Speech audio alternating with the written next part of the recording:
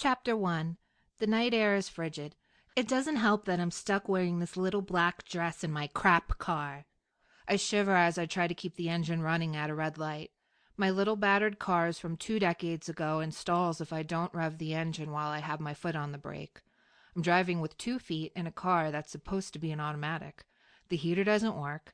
If I try to turn it on, I'll get my face blasted with white smoke. It's awesome, in an utterly humbling kind of way. At least the car is mine. It gets me to where I need to go most of the time. The light flips to green and I botch it. I don't gas the car enough and it shudders and stalls. I grumble and grab for a can of ether. The cars behind me blare their horns. I ignore them. They can go around me. I grab the can on the seat next to me, kick open my door, and walk around to the hood. I shake the can and spray it into the engine intake. The car will start up as soon as I turn the key now, and I can drive away in shame. The night air is crisp and filled with exhaust. This road is always busy. It doesn't matter what time of day it is. Angry drivers move around me. Everyone is always in a hurry. It's part of the New York frame of mind. I'm treated to a catcall as a car full of guys blows past me. I flip them the bird and hear their laughter echo as they fade from sight. Tonight couldn't possibly get any worse. I put the cap on the can of ether. Then it happens. My night takes a 180 straight into suckage. As I drop the hood, it slams shut, and I look through the windshield. Seriously? I say to the guy who jumps in my seat. He's wearing a once blue, fluffy coat and hasn't shaved for weeks.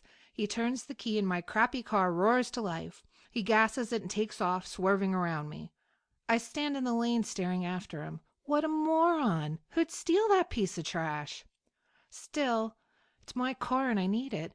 After the night I've had, I don't want to run after him, but I have to. I need that car. I take off at a full run.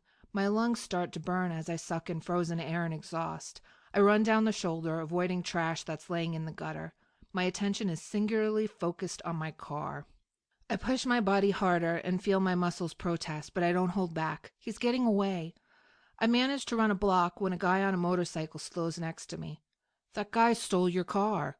He sounds shocked. I can't see his face through the black helmet. It has a tinted visor that covers his face. No shit, Sherlock. I huff and keep running. My purse is in the car, my only pair of work-acceptable heels, my books. Oh, fuck, my books. I paid over $1,000 for those. They're worth more than the car. I run faster. My dress flares around my thighs as my chucks help me sprint forward. My body doesn't want to do it. The stitch in my side feels like it's going to bust open. The guy on the bike is so annoying. He rolls next to me and flips up his face shield. I glance at him, wondering what he's doing. Biker guy looks at me like I'm crazy. Are you trying to catch him? Yes! Pointing ahead, huffing. There are 3 lights on the stretch of road before the ramp to get onto the parkway. If he hits a red light, the car will stall and I'll get it back. My lungs are burning, and it's not like I have time to explain this. My car's already past the first light. If he stops, the car will stall. You want me to help? He glances at the car and then back at me. I stop and nearly double over. Holy hell, I'm out of shape. I nod and throw my leg over the back of his bike, flashing the cars driving past us. I so don't care.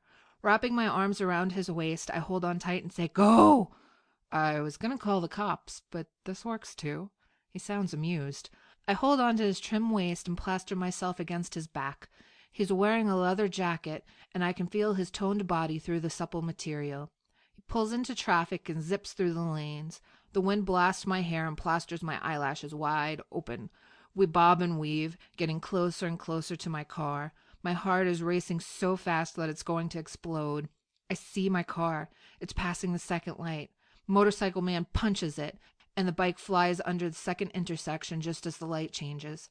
I manage not to shriek. My skirt flies up to my hips, but I don't let go of the biker's waist to push the fabric back down.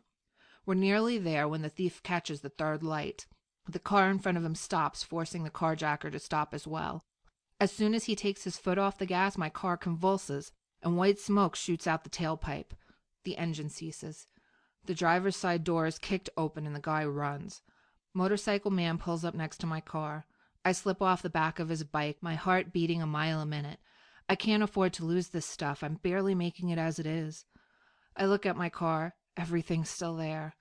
I turn back to the guy on the bike as I smooth my skirt back into place. Tucking my hair behind my ear, I say, "Thanks." I must seem insane. He flips his face shield up and says, "No problem. Does your car always do that?" A pair of blue eyes meets mine, and the floor of my stomach gives way. Damn, he's cute. No, not cute. He's hot. Get jacked? No, not always. He smiles.